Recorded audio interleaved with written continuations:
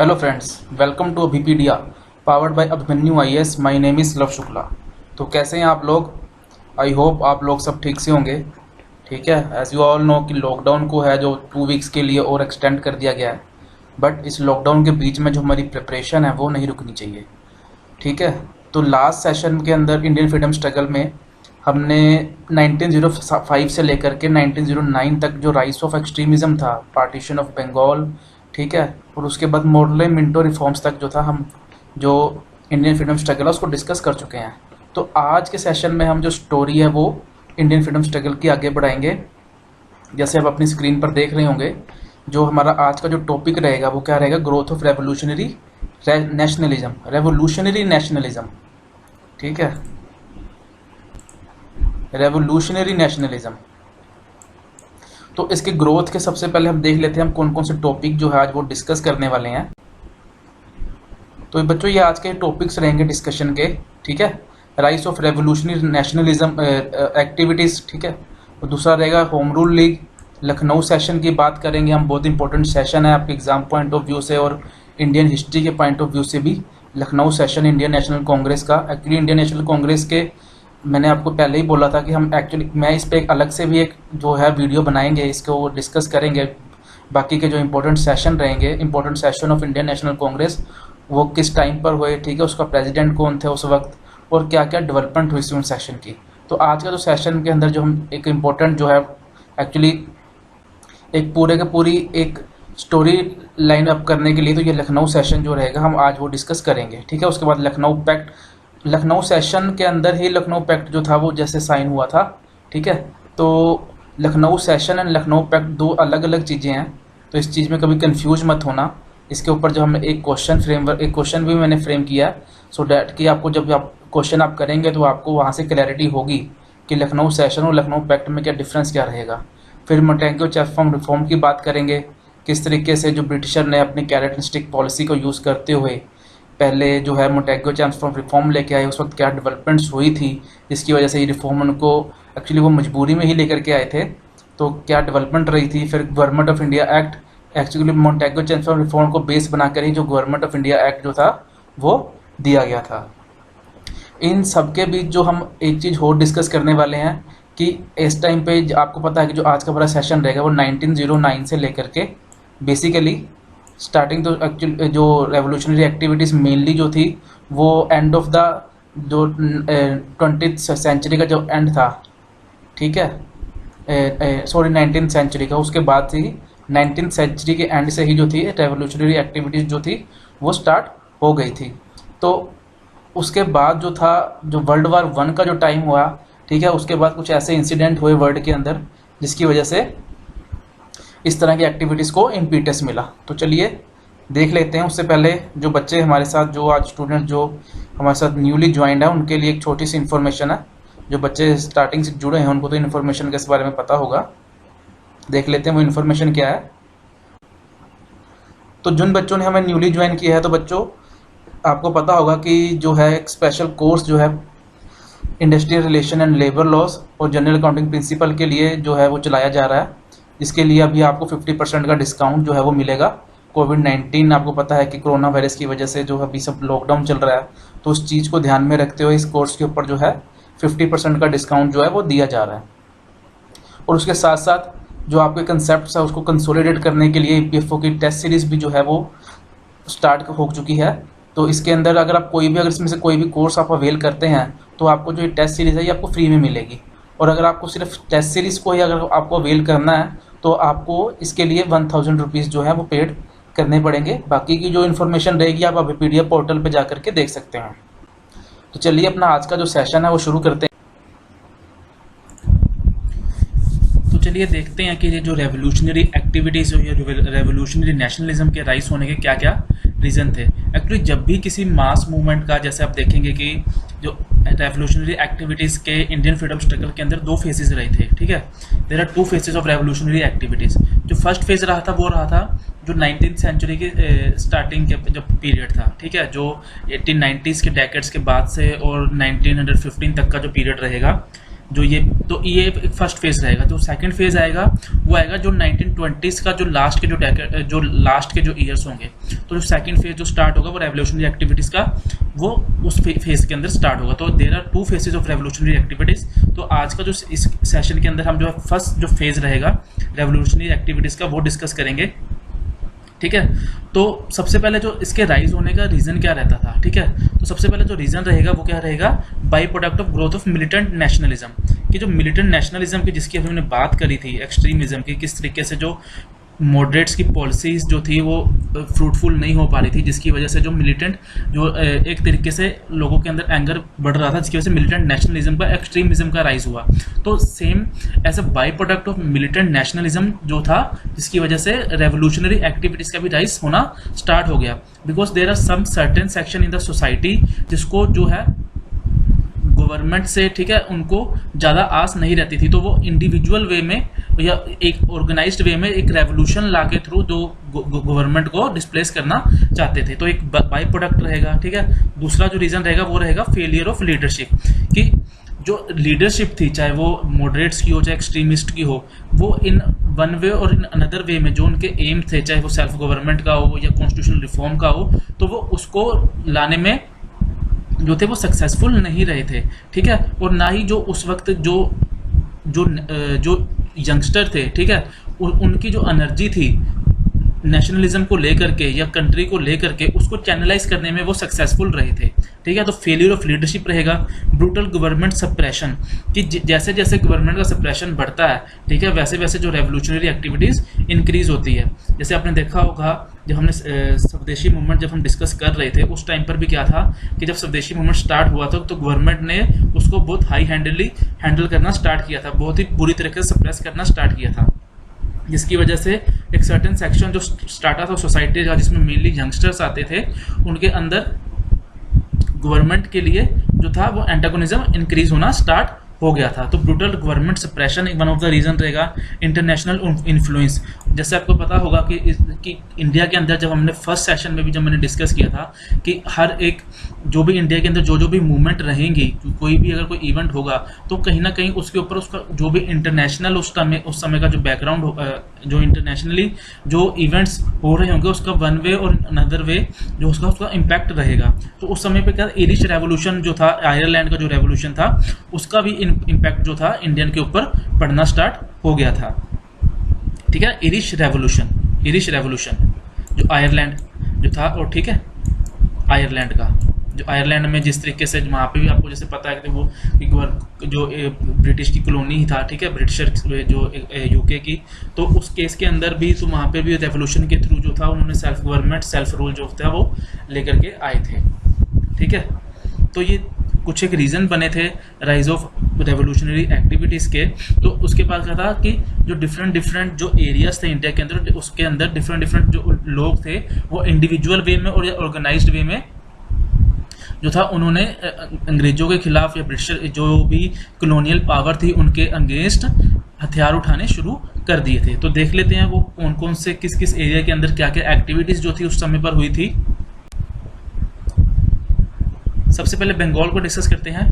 बंगाल के अंदर जो सबसे जो अनुशीलम समिति, ठीक है। अब बच्चों आपको अब एक चीज़ का ध्यान में रखना है कि आपसे एग्जाम पॉइंट ऑफ व्यू से मैं आपको बताना चाहूँगा कि एग्जाम पॉइंट ऑफ व्यू से आपको किस ऑर्गेनाइजेशन किस एरिया के अंदर जो थी वो फाउंड हुई थी और उसके कौन कौन से जो उनके लीडर्स थे या फाउंडर्स थे, आपको एक्चुअली क्वेश्चन जो है वो यहीं से पूछा जाएगा कि अनुशीलम समिति के फाउंडर कौन थे, मुजफ्फरनगर जो किंग्स फोर्ट के अंदर किसको जो था जिन्होंने डेथ अटेम्प्ट किया था। तो क्वेश्चन जो है बेसिकली इसी वे में आपसे क्वेश्चन पूछे जाएंगे, ठीक है। तो एक्चुअली जो ये पूरा का पूरा सेशन जो ये पूरा का पूरा टॉपिक है थोड़ा सा फैक्चुअल रहेगा, ठीक है। तो इसमें ज़्यादा से ज़्यादा फैक्ट जो वो आएंगे तो आपको ज़्यादा से ज़्यादा फैक्ट याद रखने की कोशिश भी करनी है। तो बंगाल में अनुशीलन समिति जो थी इसमें फाउंड की थी प्रमोथा मित्र, जतेंद्र नाथ बनर्जी एंड वीरेंद्र कुमार घोष ने, ठीक है। और एक वीकली जो था, एक युगांतर वीकली जो था, एक न्यूज़ जो जर्नल भी निकलता था युगांतर करके, ठीक है। तो वो कौन कौन सा था, Virendra Kumar Ghosh and dash dash dash. अब डैश डैश डैश मैंने यहाँ पे डेलिबरेटली रखा है, ठीक है, कि सब कुछ जो मैं सेशन लेता हूँ सब कुछ खुद ही बता करके चला जाता हूँ। आप लोग अपने एंड पे जो थे आप घर पे पढ़ते होंगे, बट अब आपके लिए हर एक सेशन के अंदर, ठीक है, 1 से 2 जो होंगे आपको ऐसे डैश जो आपको देखने को मिला करेंगे कि आपको अपने एंड पर जाकर के ये थोड़ा सा सर्च करना होगा, पढ़ना होगा कि वो जो कोई भी जो इन्फॉर्मेशन है वो किससे रिलेटेड है। कि जैसे युगांतर में वीरेंद्र कुमार घोष जो थे, जिन्होंने वीकली जो ये स्टार्ट किया था, तो उसमें वीरेंद्र कुमार घोष के साथ वो कौन थे। तो जो एक और इंसिडेंट, इंपॉर्टेंट इंसिडेंट होता है मुजफ्फरनगर के अंदर, मुजफ्फरनगर जो कि बंगाल में ही है, ठीक है, तो उसमें डेथ अटेम्प्ट होता है। किंग्स फोर्ट जो जज थे वहाँ के, एक बहुत सैडिस्टिक टाइप के जज थे ये, ठीक है, तो उनके ऊपर एक डेथ अटेम्प्ट हुआ था, बॉम्ब के थ्रू उनको उड़ाने की कोशिश की गई थी, जिसके अंदर जो रेवोल्यूशनरी थे उनके क्या क्या नाम थे, प्रफुल्ल चक्की एंड खुदीराम बोस। जो स्टार्टिंग के अंदर आपने जो पिक्चर देखी थी, ठीक है, जब हमने सेशन स्टार्ट किया था तो आपने एक नौजवान की आपने एक पिक्चर देखी होगी, तो एक्चुअली खुदीराम बोस की ही वो पिक्चर थी, ठीक है। तो ये बंगाल अनुशीलम समिति से ही ये रिलेटेड थे। और जब इन्होंने किंग्स फोर्ट के ऊपर जो बम फेंका, बट इसके अंदर किंग्स फोर्ट की डेथ नहीं होती है, उसके अंदर जो था कि 2 लेडीज़ जो थी उनकी डेथ हो जाती है। उस समय जो प्रफुल्ल चक्की हैं वो खुद को वहीं पर अपने आप को शॉट डेड कर देते हैं और खुदीराम बोस को हैंग कर दिया जाता है। तो वन ऑफ द जो फर्स्ट पर्सन थे जो खुदीराम बोस थे, जिनको रेवोल्यूशनरी उसमें जिनको हैंग्ड किया गया था, ठीक है। तो इसी से रिलेटेड जो थी, जो एक कॉन्स्पिरेसी केस जो था वो चला था पूरा का पूरा, जिसको हम अलीपुर कॉन्स्पिरेसी केस भी कह देते हैं, और इसको Manicktolla bomb conspiracy and Muraripukur conspiracy case भी जो है वो जाना जाता है, ठीक है। तो जैसे ही जैसे आपको पता कि यहाँ अलीपुर कॉन्स्पिरेसी केस जो है वो इसी जो मुजफ्फरनगर जज को जो किंग्स फोर्ट थे इनके जो ऊपर डेथ अटेम्प्ट किया गया था, तो इसके लिए अनुशीलम समिति के जो मेंबर्स थे, ठीक है, फाउंडर थे, वो वीरेंद्र कुमार घोष और वीरेंद्र घोष को जो था वो अरेस्ट कर लिया जाता है और उनके खिलाफ जो केस चलाया जाता है तो उसको अलीपुर कॉन्स्पिरेसी केस भी बोलते हैं, ठीक है, इस तरीके से। तो इसमें एक और इन्फॉर्मेशन जो है वो रहेगी दिल्ली कॉन्स्पिरेसी केस। वो एक्चुअली मैं यहाँ पर ही आपको देना चाहूँगा, वो अलग से उसको बोलने की मैंने इसको उसमें जो है स्लाइड में डाला नहीं है, तो वो है दिल्ली कॉन्स्पिरेसी केस। जैसे कि जो लॉर्ड हार्डिंग थे, ठीक है, उनके ऊपर जो रास बिहारी बोस थे, इसमें बच्चों को कन्फ्यूज़ नहीं होना है, ठीक है। इसमें आप जो है अरविंदो घोष, वीरेंद्र कुमार घोष, रास बिहारी घोष और रास बिहारी बोस, तो इसमें कंफ्यूज नहीं होना है आपको, ठीक है। तो दिल्ली कॉन्स्पिरेसी केस के अंदर जो लॉर्ड हार्डिंग के ऊपर जो बॉम्ब अटैक किया गया था उसमें रास बिहारी बोस थे दिल्ली कॉन्स्पिरेसी में। ये कॉन्स्पिरेसी का जो आपको जो है वो क्रोनोलॉजिकल ऑर्डर भी जो है आपको पता होना चाहिए, ठीक है, क्रोनोलॉजिकल ऑर्डर भी जो आपको पता होना चाहिए। तो दिल्ली कॉन्स्पिरेसी केस में लॉर्ड हार्डिंग के ऊपर जो बॉम्ब अटैक हुआ था उसके अंदर रास बिहारी बोस और सचिन सन्याल जो थे वो दोनों इंक्लूडेड थे, ठीक है। तो रास बिहारी बोस जो थे वो तो अब जो भी एक्सिक्यूशन जो उनके खिलाफ चलाया गया था, जो केस चलाया गया था, उससे बचकर निकलकर जापान भाग गए थे, ठीक है। जो बाद में आपको पता, जो जब इंडियन नेशनल आर्मी बनेगी तो इन्हीं के अंदर जो है रास बिहारी बोस के अंदर ही इंडियन नेशनल आर्मी का गठन किया जाएगा।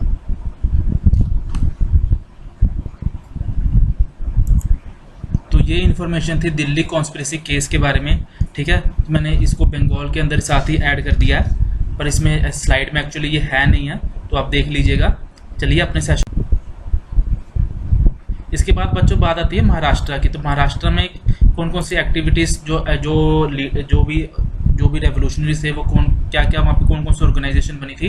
तो वहाँ पे सबसे पहले जो चापेकर ब्रदर्स, दामोदर चापेकर, ठीक है, बालकृष्ण चापेकर ने जो पूना प्लेग कमिश्नर थे, ठीक है, उनके ऊपर जो था वो डेथ अटेम्प्ट किया था, और रांड और RAND एंड 1 लेफ्टिनेंट अरेस्ट इन 1897। तो इसी केस के अंदर आपको पता होगा जब हमने डिस्कस किया था और जब हम एक्सट्रीमिज्म जो था डिस्कस कर रहे थे, उसके अंदर जो बाल गंगाधर तिलक थे उनको जो थी वो अरेस्ट कर लिया गया था, उनको जो केसरी के अंदर। तो वो इसी केस के बारे में जो थे वो उन्होंने एक आर्टिकल लिखा था, जिसको देखते हुए उन्होंने बोला था कि जो भी इन्होंने दामोदर और बालकृष्ण ने चापेकर जो बंधुओं ने जो ये बात करी है, ठीक है, पूना प्लेग कमिश्नर के ऊपर, ठीक है, तो उन्होंने कुछ ऐसा गलत नहीं किया जिसके कारण ही उनके ऊपर जो था सेडिशन का केस लगा करके उनको जो था जेल कर दिया गया था। तो आपको ये इन्फॉर्मेशन पता होनी चाहिए कि जो जैसे आपने देखा होगा जो लास्ट ईयर क्वेश्चन भी जो है वो इससे रिलेटेड पूछा गया है कि जर्नलिज्म के अंदर फर्स्ट टाइम जो था सबसे पहले किसको जो थी वो जेल हुई थी, पर उसमें जो केस था वो सुरेंद्रनाथ बनर्जी का था। बट आपको पता होना चाहिए कि कौन कौन से जो नेशनल लीडर थे वो किस किस केस के अंदर जो थे उनको जेल हुई थी। तो उसके बाद जो आता है वो आता है सावरकर ब्रदर्स, ठीक है। उन्होंने एक ऑर्गेनाइजेशन का जो फाउंड किया था वो कहते हैं मित्र मिला करके ऑर्गेनाइजेशन थी, ठीक है। A secret society in 1890 which merged with Abhinav Bharat, जो कि 1904 के अंदर आकर एक ऑर्गेनाइजेशन अभिनव भारत के साथ आकर के मर्ज हो गई थी, ठीक है। इसी के जो एक जो थे दो आप कह लीजिए मेंबर्स थे, अनंत लक्ष्मण कनहरे, ठीक है, जिन्होंने जो AMT पूरा का पूरा नाम जो है इनका AMT का, तो AMT जैक्सन जो था इनको जो था वो उनको मारा गया था, किल्ड बाय अनंत लक्ष्मण कनहरे, ठीक है। तो AMT की जो फुल फॉर्म है इसके अंदर वो आपको एक्चुअली ज़्यादा आपको इसके बारे में जानने की जरूरत नहीं है, बट फिर भी जो AMT रहेगा वो रहेगा Arthur Mason and Tibbets, Arthur Mason and Tibbets. तो ये जो महाराष्ट्र की एक्टिविटीज़ थी, ठीक है। तो एक्चुअली जो ये भी जो रेवोल्यूशनरीज थे एक्चुअली ये करना क्या चाहते थे उस टाइम पर, आपको पता होगा कि स्वदेशी मूवमेंट को बहुत ब्रूटली जो सप्रेस कर दिया गया था। तो इनके अंदर का जो गुस्सा था वो उसको कहीं ना कहीं उसको छुपा नहीं पा रहे थे, तो जिसकी वजह से जो ये एक्टिविटीज़ थी स्वदेशी मूवमेंट को सप्रेस करने के बाद उसकी जो आप कह लीजिए जो एक पूरा का पूरा इंटेंसिटी थी वो इंक्रीज हो गई थी। पंजाब में अगर बात करें पंजाब के अंदर, तो वहाँ पर जो अजीत सिंह ये चाचा जी थे भगत सिंह की, जो भगत सिंह आपको चिर परिचित जो है पर्सनैलिटी हैं, इनके बारे में कुछ बोलना एक बहुत बड़ी बात होगी, ठीक है। आप सभी को इनके बारे में पता होगा। तो उनके चाचा जी थे स्टार्टिंग में अजीत सिंह, तो उन्होंने पंजाब के अंदर जो था अंजुमन ए मोहिसबन ए वतन एक ऑर्गेनाइजेशन का जो था वो गठन किया था, और उन्होंने एक जर्नल जो भी स्टार्ट किया था भारत माता। तो आपको पता होना चाहिए कि कौन से रेवोल्यूशनरी थे, कौन से लीडर्स की कौन सी बुक है, कौन सा उन्होंने जर्नल स्टार्ट किया है, कौन सी ऑर्गेनाइजेशन का वो हिस्सा रहे हैं। तो ये सब चीज़ें आपको जो है वो पता होनी चाहिए।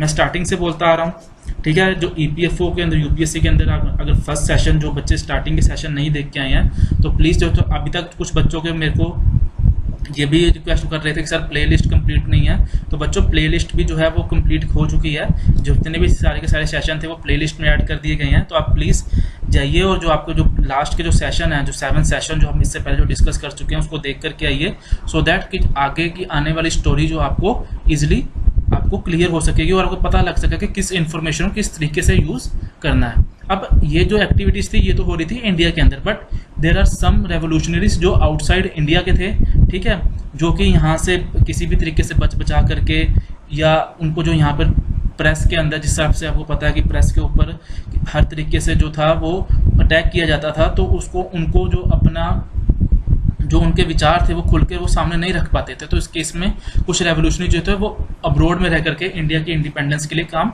कर रहे थे। तो फर्स्ट फेज के अंदर जो रेवोल्यूशनरी थे जो आउटसाइड इंडिया थे वो उसमें श्यामाजी कृष्ण वर्मा, इनकी होम रूल सोसाइटी जो थी इन्होंने लंदन के अंदर बनाई थी, ठीक है। इसको इंडिया हाउस भी बोल दिया जाता है। इसके अंदर VD सावरकर जो थे, ठीक है, वो इसी का हिस्सा थे, इंडियन हाउस का ही। मदन लाल ढींगरा, ठीक है, उन्होंने असैसिनेशन अटेम्प्ट किया था करजन विले के ऊपर 1909 के अंदर। एंड जो थर्ड पर्सनैलिटी रहेंगी इसमें वो थी मैडम जी भिकाजी कामा, एक पारसी ब्रोडर। इसका जो उन्होंने जो इनका जो न्यूज़पेपर था वो था वंदे मातरम, ठीक है। तो ये एक्टिविटीज़ जो थी अब्रोड में आपको पता होना चाहिए कि कौन कौन से जो लीडर्स थे या जो रेवोल्यूशनरी थी वो अब्रोड में रह करके जो थे इंडिया के लिए काम कर रहे थे, ठीक है। तो आगे चलते हैं।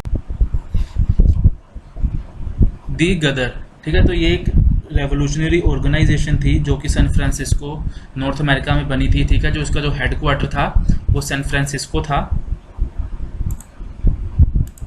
जो इसके मेन लीडर्स थे उनके क्या क्या नाम थे बच्चों? लीडर्स को आप नाम आपको जो है पता होने चाहिए। तो लीडर कौन कौन थे इनके? लाला हरदयाल, रामचंद्र, भगवान सिंह, करतार सिंह सराबा, बरकतुल्ला एंड भाई प्रेमचंद। तो गदर एक्चुअली जो मेनली जो ये सभी जो लीडर्स थे वो एक्स सोल्जर्स थे, या पंजाब एरिया के अंदर, जो उस वक्त आपको पता है पंजाब एरिया बहुत बड़ा एरिया था, उसमें आज का हरियाणा भी ही पंजाब एरिया जो है, या थोड़ा बहुत हिमाचल भी, तो जो दिल्ली वाला, ये सभी एरिया को मिला करके उस समय का जो पंजाब था। तो उस केस के अंदर क्या था कि जो वहाँ के जो पीजेंट्स थे, तो यहाँ पर जो उनके साथ एक्सप्लॉयटेशन हो रहा था, उस एक्सप्लॉयटेशन से बचने के लिए ये लोग अपनी लाइवलीहुड के लिए उस एरिया में जो बाहरी कंट्रीज़ में गए थे। तो वहाँ पर भी इनको जो था डिस्क्रिमिनेशन, रेशियल डिस्क्रिमिनेशन देखने को मिल रहा था। तो इस केस के अंदर उनको एक चीज़ तो समझ में आ गई थी कि अगर आप अपनी कंट्री में रह करके आप अपने लिए रिस्पेक्ट नहीं अर्न कर सकते, तो बाहर की जो लोग हैं तो आपको वो रिस्पेक्ट नहीं कर पाएंगे। ठीक है, तो गदर पार्टी का ऑर्गेनाइजेशन का तो जो बर्थ होता था वो हो चुका था, बट गदर पार्टी को ये क्या करना चाहते थे, ये एक आर्म्ड रिवोल्ट करना चाहते थे, जो कि 1857 की तरह ही एक आर्म्ड रिवोल्ट करना चाहते थे। ठीक है, और रेवोल्यूशन के बेस पे ही ब्रिटिश को फोर्स के दम पर जो था इंडिया से बाहर निकालना चाहते थे। तो इसके बीच में क्या था, जो गदर को जो मेन जो दो अपॉर्चुनिटीज़ मिली, वो कौन कौन सी अपॉर्चुनिटीज़ इन द सेंस कि किस किस कारण से इनको ज़्यादा इम्पीटस मिला इस तरफ जाने का, वो था फर्स्ट इंसिडेंट होता कामागाटा मारू इंसिडेंट। ठीक है, ये कामागाटा मारू इंसिडेंट आप सभी जो आपकी 5th-6th क्लास से ही, चाहे वो आप किसी भी बोर्ड से पढ़ रहे हो, बहुत इंपॉर्टेंट इंसिडेंट रहता है। आपके जो बोर्ड के एग्जाम रहते हैं उसमें मेरे को भी जो मेरी 10th का जो एग्ज़ाम था उसमें कामागाटा मारू इंसिडेंट पूछा गया था। मुझे आपसे भी, आपको भी पता है, आपको भी किसी न किसी एग्ज़ाम के अंदर आपने जो है कामागाटा मारू इंसिडेंट के ऊपर आपने कुछ ना कुछ आंसर जरूर लिखा होगा। तो एक्चुअली एक शिप का नाम था जो कि सिंगापुर से कनाडा गया था। ठीक है, बट उनको वहाँ की गवर्नमेंट ने डिफेंस ऑफ इंडिया एक्ट लगने के कारण, जो कि वर्ल्ड वार भी उस वक्त स्टार्ट हो चुकी थी। ठीक है, तो सेकंड इंसिडेंट बना था कि वर्ल्ड वार स्टार्ट हो चुकी थी। ठीक है, और दूसरा इंसिडेंट बना था कामागाटा मारू, जिस 2 इंसिडेंट की मैं बात कर रहा हूँ। तो उस कामागाटा मारू इंसिडेंट में तो वहाँ पर उनको उतरने नहीं दिया गया था। ठीक है, तो जिसके बाद वो कलकत्ता वापस आए थे, तो बजबज जो एरिया है नियर कोलकाता में, तो वहाँ पर उनको शूट आउट कर दिया गया था। ठीक है, तो उसका बदला लेने के लिए गदराइट्स ने जो था 21 फरवरी 1915 का दिन था जो का आर्म रिवोल्ट के लिए रखा था। बट कुछ ट्रेचरी, आपको पता है कि हर घर में, उसके अंदर, हर घर के अंदर कोई ना कोई विभीषण जो है वो निकल कर ही आता है।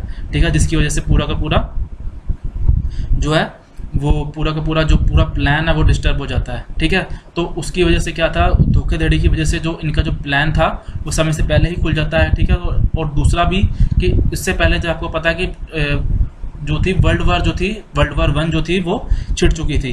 तो गदराइट्स जो था वो वर्ल्ड वार 1 को भी एज अपॉर्चुनिटी ले रहे थे कि जो पूरा का पूरा ब्रिटिश एडमिनिस्ट्रेशन है वो तो वर्ल्ड वार में लगा होगा, तो ये बेस्ट अपॉर्चुनिटी है उनको यहाँ से बाहर निकालने के लिए। बट क्या हुआ था, जब वो गदराइट्स जब इंडिया में आए तो उनको जो था, उनकी जो इन्फॉर्मेशन थी वो गवर्नमेंट को मिल चुकी थी, और डिफेंस ऑफ इंडिया एक्ट लगने के कारण उनको ब्रूटली जो था सप्रेस किया गया था, जिसकी वजह से गदराइट जो था वो जो इनका जो एम था उसको कुछ हद अचीव नहीं कर पाया था।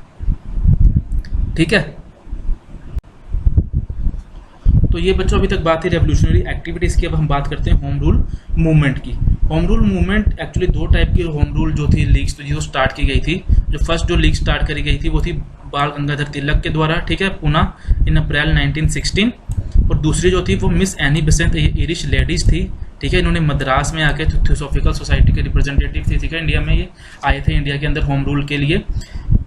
आयरिश जो आयरलैंड की जिसे हमने बात करी थी कि आयरिश रेवोल्यूशनरी हुआ था वहाँ पर आयरलैंड में, तो उसी बेस पे तो थे ये यहाँ पर इंडिया में भी जो सेल्फ गवर्नमेंट को इस्टेब्लिश करना चाहते थे। तो एनी बेसेंट ने आकर एक्चुअली 2 होम रूल लीग जो इस्टेब्लिश हुई थी। फर्स्ट थी बाल गंगाधर तिलक और सेकंड थी मिस एनी बेसेंट 1916। और इसका जो मेन एम था वो था self government within the British Empire. और जो इम्पोर्टेंट इन्फॉर्मेशन है वो ये रहेगी कि जो तिलक की जो मूवमेंट थी, होम रूल मूवमेंट, वो बेसिकली कंसंट्रेटेड थी महाराष्ट्र तक, और जो एनी बेसेंट की जो वो covered rest of the country. ठीक है, और महाराष्ट्र में एक चीज़ ध्यान में रखना कि जो बॉम्बे प्रेसिडेंसी है उसके अंदर होम रूल लीग तिलक की इंक्लूड नहीं करती थी।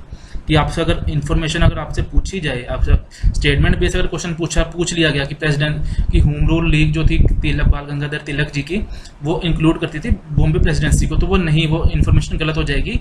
वो जो थी वो एनी बेसेंट की जो होम रूल लीग मूवमेंट आती थी उसके अंदर वो इंक्लूड होती थी। तो home Rule league movement start होने के पीछे भी एक बहुत बड़ी स्टोरी है। ठीक है, मैं आपको ब्रीफली उसको बता देता हूँ सो दैट कि आपको एक जो है लाइन, आपको जो एक स्टोरी आपकी बिल्डअप हो जाए।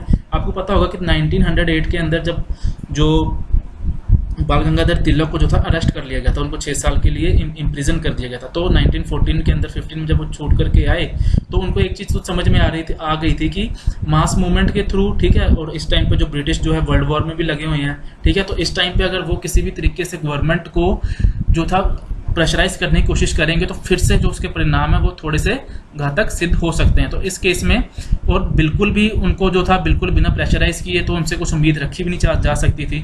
तो बाल गंगाधर तिलक ने क्या किया था, और उस टाइम पे उनको बाल गंगाधर तिलक जी को ये भी चीज़ क्लियर हो चुकी थी कि मॉडरेट से अलग रह करके मूवमेंट को और देश की आज़ादी के लिए जाना बहुत मुश्किल काम होगा। तो इस केस के अंदर वो मॉडरेट्स को भी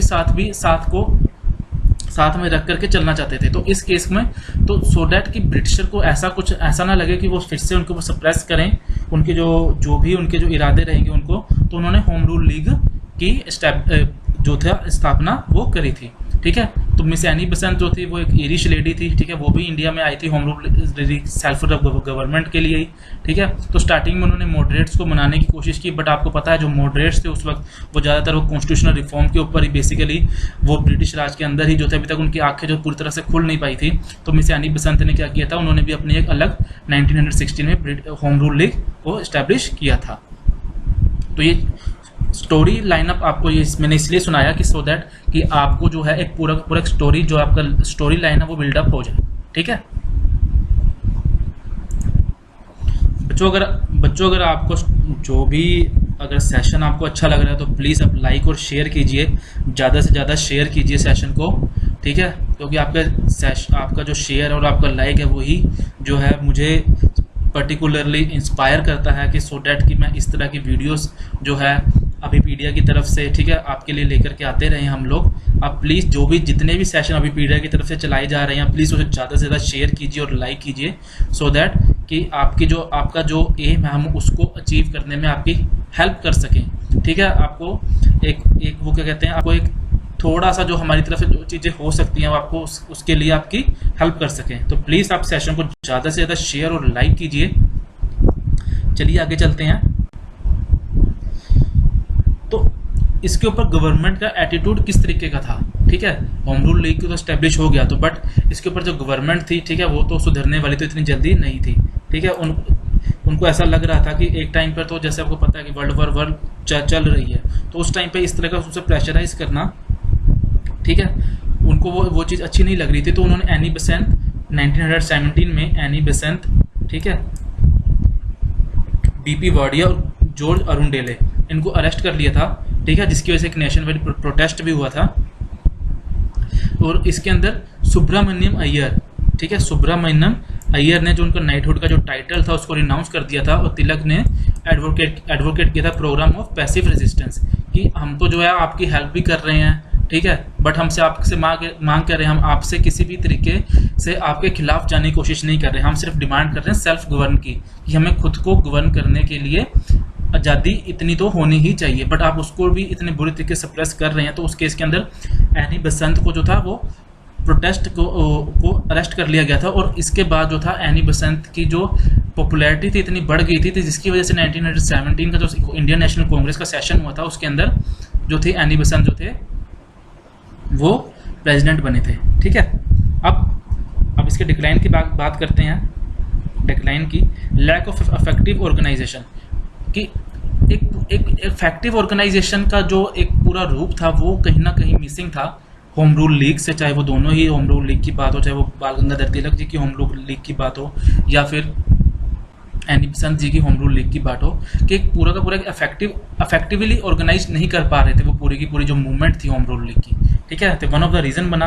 सेकंड रीजन बना मोंटेग्यू चैम्प्स फॉर रिफॉर्म, ठीक है। अभी जब हम आगे चलेंगे तो आपको पता चलेगा कि किस तरीके से जो थी ब्रिटिशर जो थे वो मजबूर हो गए थे एक तरीके से रिफॉर्म्स लाने के लिए, ठीक है। तो इन रिफॉर्म्स के आने की वजह से भी कहीं ना कहीं जो नेशनलिस्ट थे, जैसे मैं बात करी कि मॉडरेट्स की, ठीक है, और भी जो नेशनलिस्ट जो लीडर्स थे वो कहीं ना कहीं इस तरफ टिल्ट हो गए थे कि जो वह गवर्नमेंट जो है वो एक रिस्पॉन्सिबल गवर्नमेंट प्रोवाइड करवाना चाहती है। तो एक वन रीज़न बना। तिलक हैड टू गो अब्रोड, जो तिलक थे 1918 में उनको अब्रोड जाना पड़ा था। आपने वैलेंटाइन चिरोल का नाम सुना होगा, ठीक है, वैलेंटाइन चिरोल, VC चिरोल आप सर्च कर लीजिएगा। तो उन्होंने तिलक को father of Indian Indian unrest बोल दिया था। तो उसके लिए ही जो तिलक थे वो उनको ऊपर एक केस के लिए जो थे, लिबरल केस के लिए उनको अब्रोड जाना पड़ा था। ठीक है, तो तिलक यहाँ पर प्रेजेंट नहीं थे। ठीक है, और जो एनी बसंत थे वो एक पॉजिटिव लीड देने के लिए उतने सक्षम नहीं थे, जिसकी वजह से होम रूल लीग थी उसका डिक्लाइन हुआ।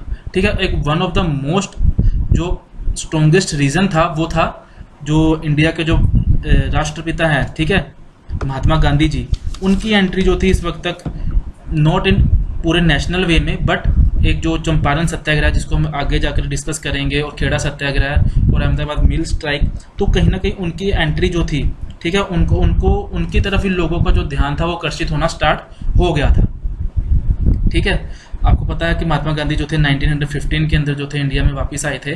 तो स्टार्टिंग में तो वो जो मेन जो लीड जो इंडियन नेशनल कांग्रेस से जब जो मेन वे में नेशनलिज्म से वो दूर ही रहे थे। वो 1-2 साल जो थे, 2 साल 3 साल तक एक जो स्टार्टिंग में आने के बाद जो पूरा का पूरा इंडिया का भ्रमण ही करते रहते। ये सारी चीज़ें जो हम हैं अपने जो नेक्स्ट सेशन होगा उसमें डिस्कस करेंगे।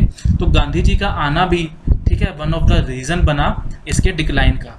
ठीक है, कहीं ना कहीं वो जो गांधी जी की जो पर्सनैलिटी थी वो लोगों को इस तरीके से अट्रैक्ट करती थी कि जो लोगों का ध्यान था वो इस तरीके की मूवमेंट से, इस तरह की लीग से हटना स्टार्ट हो गया था। अब बच्चों बात आती है लखनऊ सेशन की। ठीक है, बहुत इंपॉर्टेंट सेशन है इंडियन फ्रीडम स्ट्रगल में और इंडियन नेशनल कांग्रेस की पूरी हिस्ट्री में। इसमें 2 केसेस हुए थे। ठीक है, तो फर्स्ट जो हुआ था वो था एक्सट्रीमिस्ट और मॉडरेट्स जो थे वो उनका मर्जर हुआ था। ठीक है, और वो मर्जर होने का मेन रीज़न क्या था? वो था कि जो उस वक्त जो मेन ओपोनेंट्स थे एक्सट्रीमिस्ट के, बाल गंगाधर तिलक जी के, गोपाल कृष्ण गोखले जी और फिरोज मेहता जी, इनकी डेथ हो चुकी थी। ठीक है, तो वो उनकी डेथ होने के बाद जो था, जो एक्सट्रीमिस्ट की एंट्री थी वो लिटिल बिट ईजियर हो गई थी इंडियन नेशनल कांग्रेस के अंदर। और जो ओल्ड कॉन्ट्रोवर्सीज थी, ठीक है, जो ओल्ड कॉन्ट्रोवर्सी थी कि जो जिस टाइम पे, जैसे हमने देखा कि जिस टाइम पे सूरज स्प्लिट हुआ था, ठीक है, उस टाइम पे जो था स्वदेशी मूवमेंट को लेकर करके जो कंट्रोवर्सी थी कि इसको बाइकआउट की जो मूवमेंट है इसको बंगाल एरिया से बाहर लेकर के जाया जाए या ना जाया जाए। ठीक है, लीडर किस तरीके से रहेगा, किस तरीके से मूवमेंट चलेगा, तो वो कहीं ना कहीं जो था वो अब मीनिंगलेस हो गया था। ठीक है, तो ये रीज़न बना। ठीक है, और मॉडरेट एक्सट्रीमिस्ट उनको कहीं ना कहीं रियलाइज़ हो गया था कि जो हम एक दूसरे से अलग रह करके, ठीक है, आपको पता है कि अगर पांचों की पांचों उंगलियां जब साथ मिलकर काम करें तभी वो जो अच्छे से काम कर पाते हैं। तो कहीं ना कहीं उनको इस चीज़ का रियलाइजेशन हो चुका था कि एक दूसरे से अलग रह करके वो पॉलिटिकली उतना एक्टिव नहीं रह पाएंगे। ठीक है, तो ये एक रीज़न बने इनके आपस में मर्जर के, इंडियन नेशनल कांग्रेस के। इंपॉर्टेंट सेशन है लखनऊ सेशन। ठीक है, इसके अंदर जो प्रेसिडेंट थे वो भी आपको पता होना चाहिए कौन थे। वो थे AC मंजूमदार, अंबिका चरण मंजूमदार जी। ठीक है, तो आपको जो इम्पोर्टेंट सेशन है बच्चों, I am repeating again and again कि आपको जो है सेशन के जो प्रेसिडेंट है उसके बारे में इंफॉर्मेशन होनी चाहिए। ठीक है, बट जैसे मैंने आपको बताया है कि आपको टेंशन लेने की कोई ज़रूरत नहीं है, बट कि मैं आपके लिए जो था कि आपके लिए एक स्पेशल सेशन हम एक ऐसा बनाएंगे जिसके अंदर जो इंडियन नेशनल कांग्रेस का जो स्पेशल सेशन है, या मैं आपको एक ऐसी PDF प्रोवाइड करवा दूंगा। ठीक है, इसमें इंपॉर्टेंट सेशन, उनके प्रेसिडेंट और क्या क्या डेवलपमेंट हो रही थी। ठीक है, तो आपको थोड़ा सा ईजी हो जाएगा। इसके अलावा जो इम्पोर्टेंट इवेंट हुआ था वो था Lucknow pact.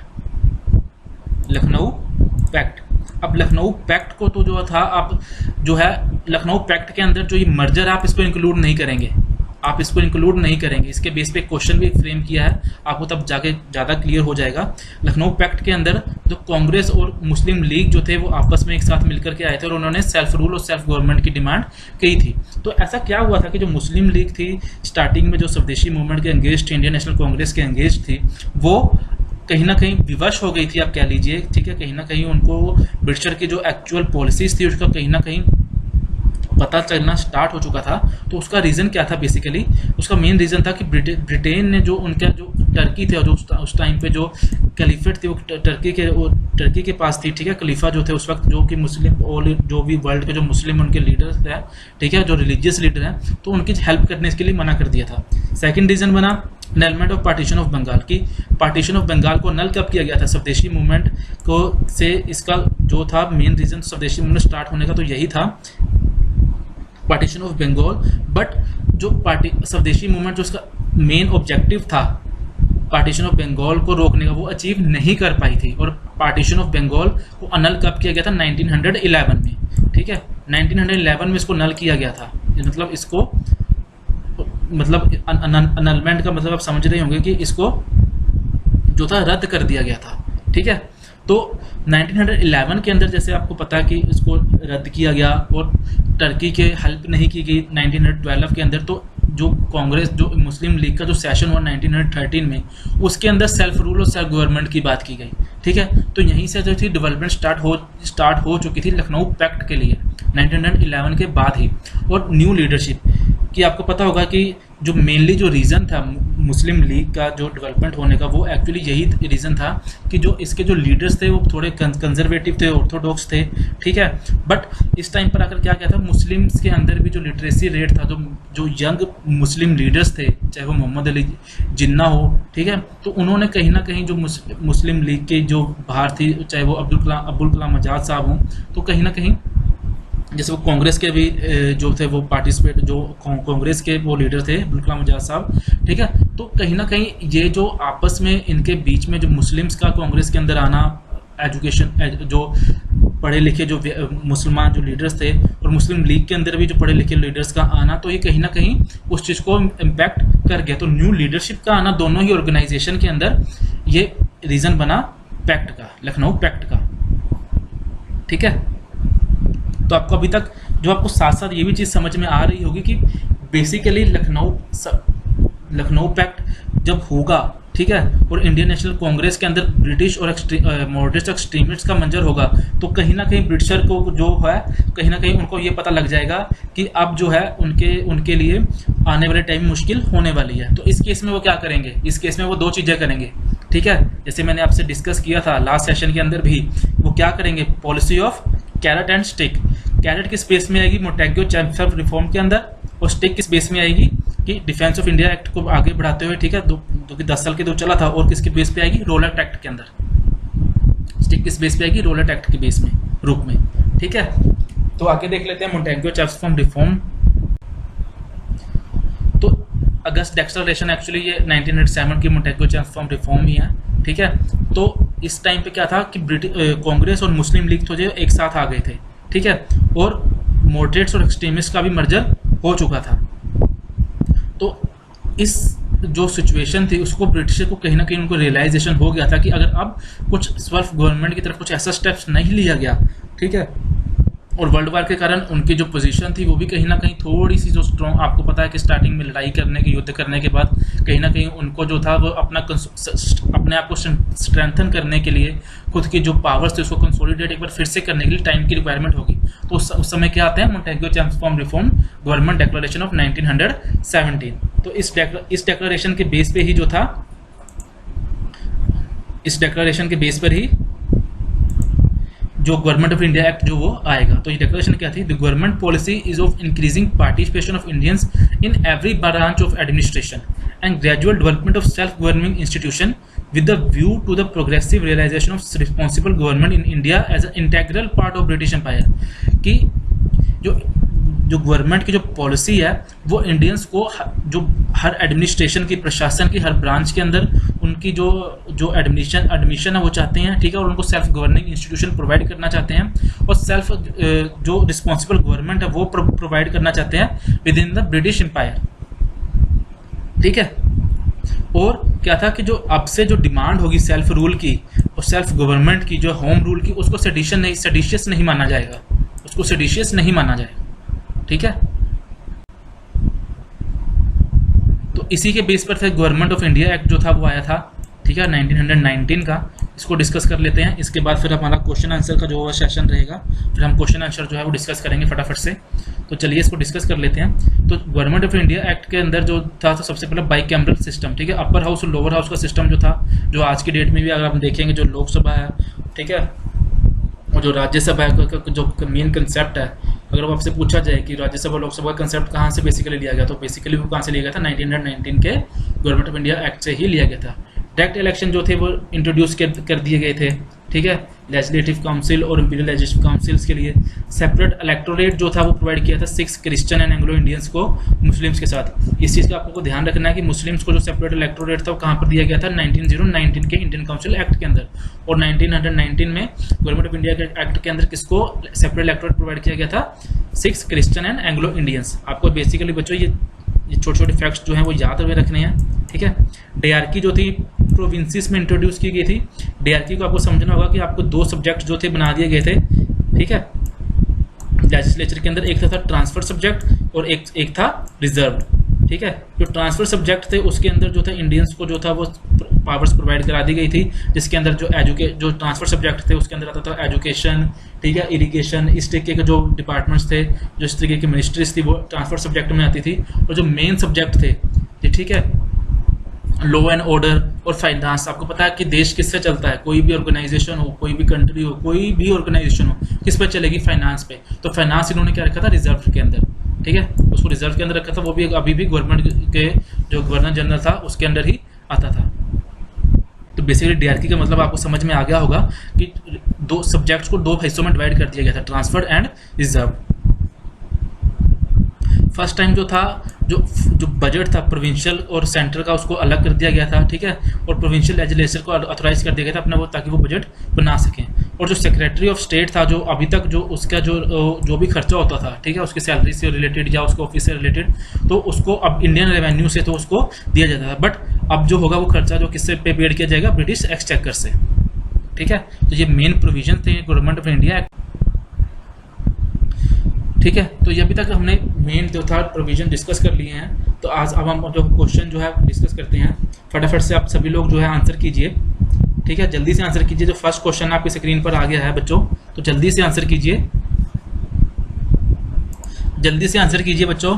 Which of the following were the factors that led to the growth of communalism in India in the early hours of 20th century. कि कम्युनलिज्म के, ठीक है,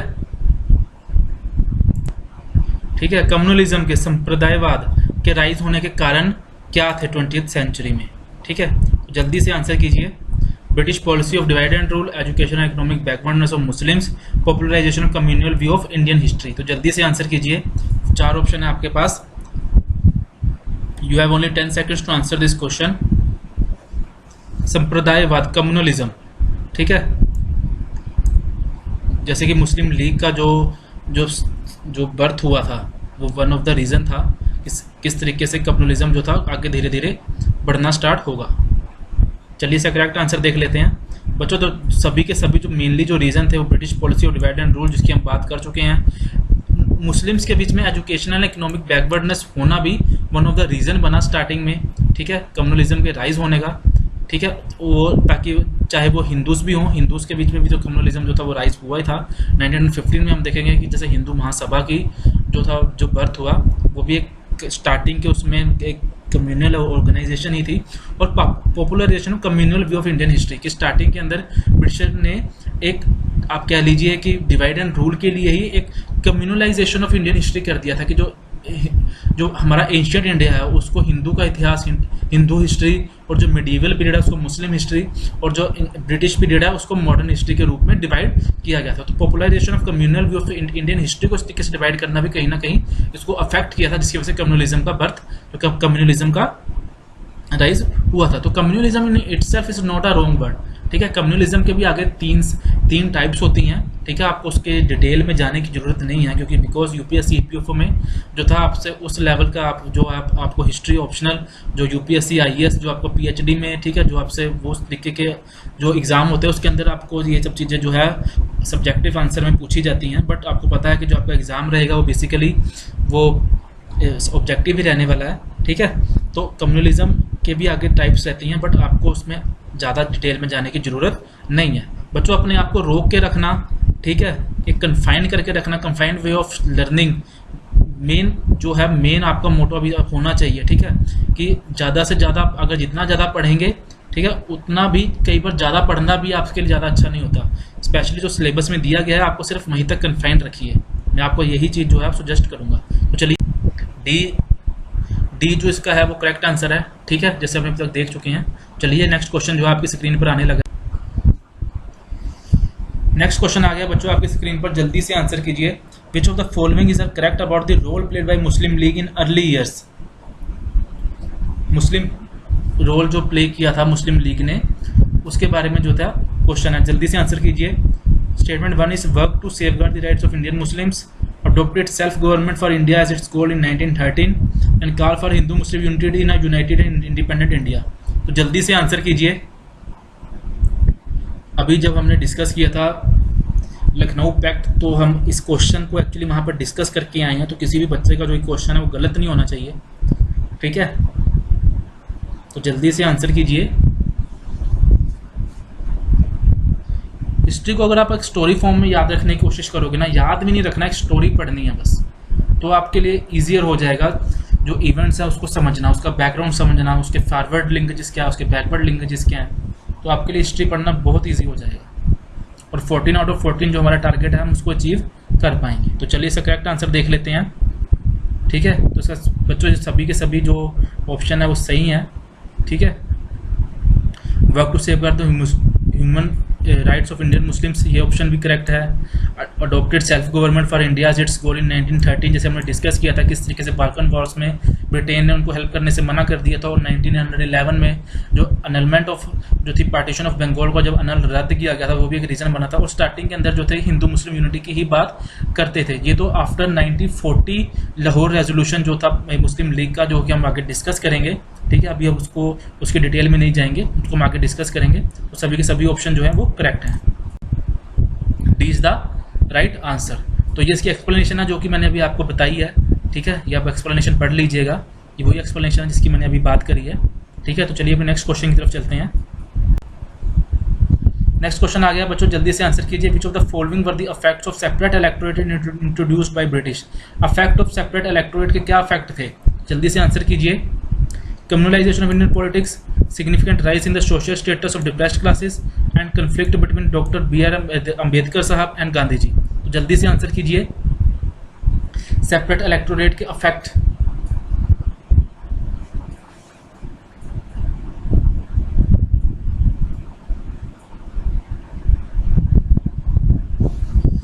चलिए इसका करेक्ट आंसर देख लेते हैं, ठीक है।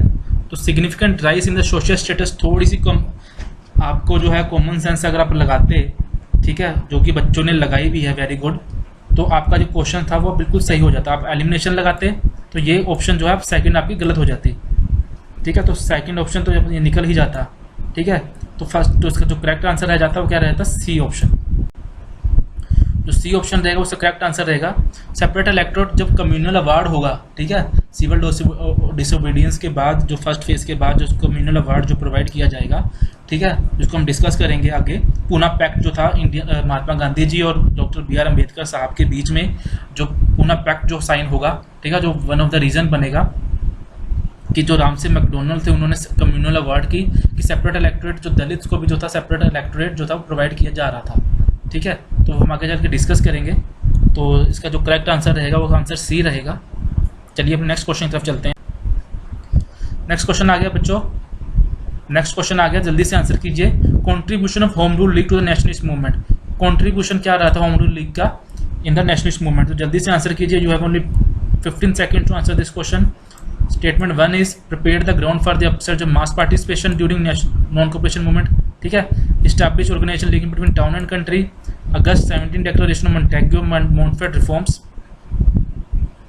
ठीक है, इन्फ्लुएंस्ड बाय इट। तो जल्दी से आंसर कीजिए। 10 seconds, वेरी इजी क्वेश्चन है, अभी अभी डिस्कस करके हटे हैं, तो किसी बच्चे का जो है गलत नहीं होना चाहिए।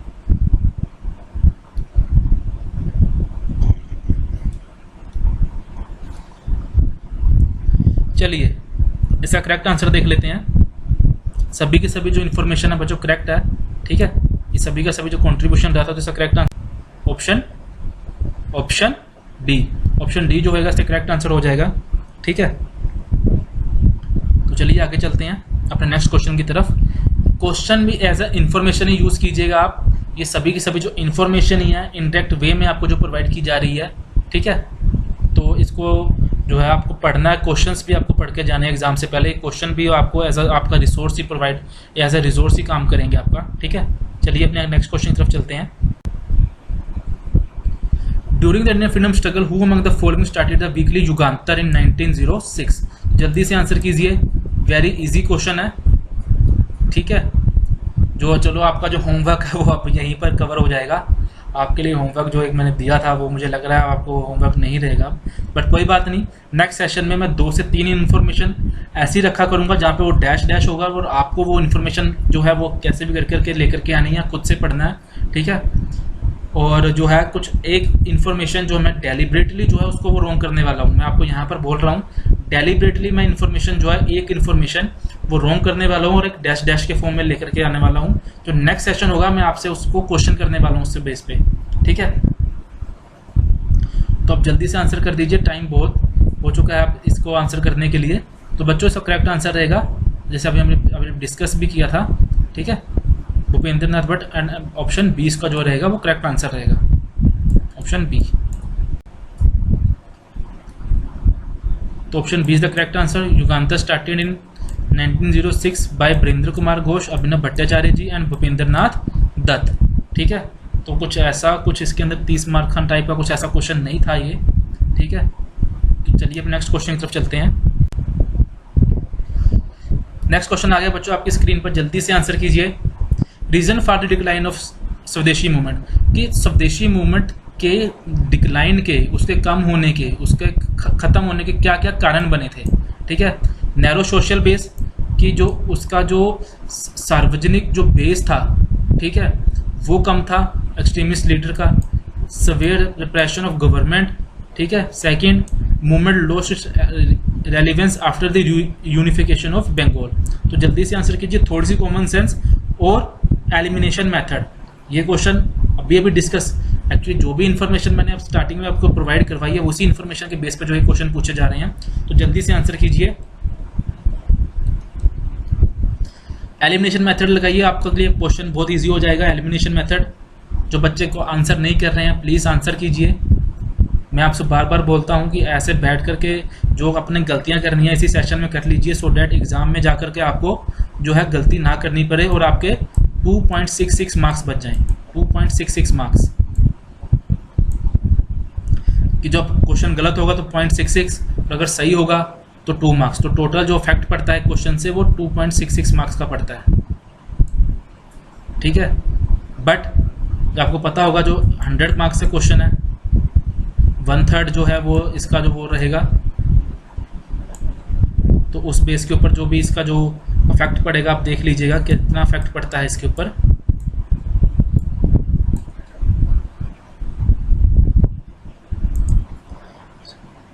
तो इसका जो इफेक्ट पड़ेगा वो 1.66 पड़ेगा बच्चों, 1.66। 2.66 तो यूपीएससी आईएएस के लिए पड़ता है, सॉरी उसके लिए 1.6 मार्क्स का जो आपको पता है फ़र्क पड़ेगा, ठीक है। 120 मार्क्स का आपका जो पूरा एग्ज़ाम रहेगा, तो 100 क्वेश्चंस होने वाले हैं, 100 मार्क्स का रहेगा, 120 क्वेश्चंस होने वाले हैं, सॉरी 120 क्वेश्चंस होने वाले हैं और 100 मार्क्स का जो आपका एग्ज़ाम रहेगा, ठीक है। तो एक्चुअली मैं जो यूपीएससी का प्रीलिम्स भी जो आपको पता आने वाला है, ठीक है, उसके लिए भी क्लासेस ले रहा हूँ, तो वो भी चीज़ें हैं जो आपस में इंटरमिक्स हो गई हैं, तो सॉरी। तो आपको पता है कि 100 मार्क्स का रहने वाला है, तो मैं आपसे जो यूपीएससी वाला जो प्रीलिम्स आईएएस का प्रीलिम्स है उसको डिस्कस थोड़ा सा कर दिया, बट चलो कोई बात नहीं। तो इसका जल्दी से आंसर कर दीजिए। चलिए इसका करेक्ट आंसर बच्चों रहेगा, जो रहेगा इसका करेक्ट आंसर रहेगा ऑप्शन ए, ठीक है। तो जैसे रीयूनिफिकेशन तो 1911 में हुआ था, तो थर्ड ऑप्शन तो यहाँ से इनकरेक्ट हो जाएगी, ठीक है। तो ये ऑप्शन तो गलत ही हो जाता है, तो इसका करेक्ट आंसर क्या हो जाएगा, ऑप्शन 1 है, ठीक है। वो नैरो सोशल बेस एक्चुअली अकेला रीज़न नहीं बनता, नैरो सोशल बेस अकेला रीज़न नहीं था एक्सट्रीमिस्ट जो था डिक्लाइन ऑफ स्वदेशी मूवमेंट का। तो उसका करेक्ट आंसर क्या रहेगा, ऑप्शन 2 ओनली जो इसका रहेगा करेक्ट आंसर रहेगा। तो ये इसकी इन्फॉर्मेशन है, ऑप्शन 2 जो रहेगा, ऑप्शन ए जो है रहेगा कि 2 ओनली इसका करेक्ट आंसर है। तो ये इसकी इन्फॉर्मेशन है जो अभी हम डिस्कस करके हटे हैं। चलिए फिर नेक्स्ट क्वेश्चन की तरफ चलते हैं। ये बच्चों हमारा आज का सेकंड लास्ट क्वेश्चन है, ठीक है। इसके बाद हम जो अपना सेशन को खत्म करेंगे, जल्दी से आंसर कर दीजिए। With reference to the Ghadar party following statements, consider the following statements. Ghadar party believe that the British rule overthrown by armed revolt only, okay. Second statement is based in San Francisco. The movement aimed to fight discrimination against Indian immigrants in North America. Third statement is the Defense of India Act was passed by British to suppress the movement. तो जल्दी से answer कीजिए, आपके पास 15 second से answer करने के लिए। जल्दी से आंसर कीजिए। Option A is 1 only, option B is 2 and 3 only, option C is 1 and 3 only, option D is 1, 2 and 3 only. चलिए इसका करेक्ट आंसर देख लेते हैं।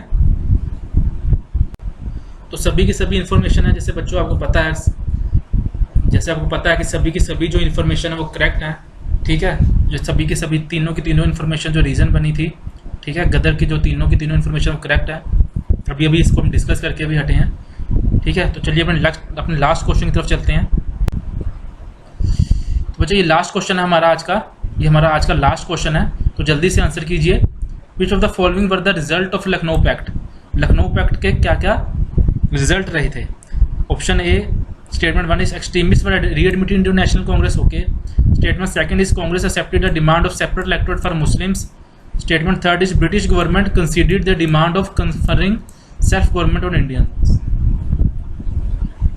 जल्दी से आंसर कीजिए। इसमें भी एलिमिनेशन मेथड लगाइए, जो आपका क्वेश्चन है वो आपका इजीली हो जाएगा। एलिमिनेशन मेथड यूज कीजिए। जल्दी से आंसर कीजिए। Option 1 only, B 2 and 3 only, C 2 only, D 1, 2 and 3। अगर बच्चों आपको ये सेशन जो आपको अच्छा लगा तो प्लीज़ इसको शेयर और लाइक कीजिए। शेयर और लाइक जो है कम आ रहे हैं वीडियोस के ऊपर, तो आपको इस चीज़ का भी ध्यान रखना है हमारा, ठीक है। स्पेशली मेरा कि जो शेयर और लाइक आपको जरूर करना है सेशन को, क्योंकि लाइक और शेयर होगा तभी ज़्यादा से ज़्यादा इंस्पिरेशन आती है अंदर से। आपको भी पता, काम करने की इंस्पिरेशन तभी आती है जब शेयर और लाइक होगा, ठीक है। आपको भी जब आप भी काम करेंगे EPFO के अंदर एनफोर्समेंट ऑफिसर बनेंगे, तो अगर आपको जो भी आप काम करेंगे उसको अगर आपको उसको लाइक होएगा वो काम, ठीक है, ज़्यादा से ज़्यादा लोग बात करेंगे तो आप भी उससे इंस्पायर होंगे। तो सेम इन दैट केस हमारा भी वही चीज़ है, अगर ज़्यादा से ज़्यादा शेयर और लाइक मिलेंगे तो काम करने की इंस्पिरेशन अलग ही रहती है। चलिए इसका करेक्ट आंसर देख लेते हैं, ठीक है।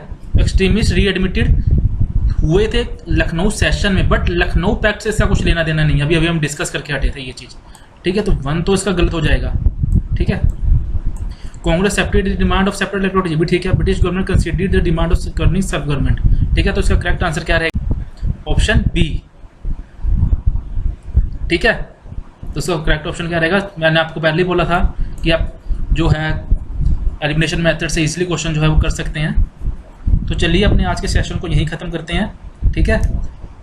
तो लॉकडाउन बढ़ चुका है, बट नो प्रॉब्लम, सेशंस ऐसे ही आते रहेंगे। आप भी प्रिपेयर करते रहिए। एग्ज़ाम जो है वो 4 अक्टूबर को है, डोंट वरी। तब तक जो है आई होप और भगवान से दुआ करते हैं कि जो सभी के सभी जो भी हालात बने हुए हैं वो जल्दी से जल्दी ठीक हो जाएं और सभी लोग हम अपने अपने काम पर चल सकें। थैंक यू वेरी मच बच्चों, एंड ऑल द बेस्ट।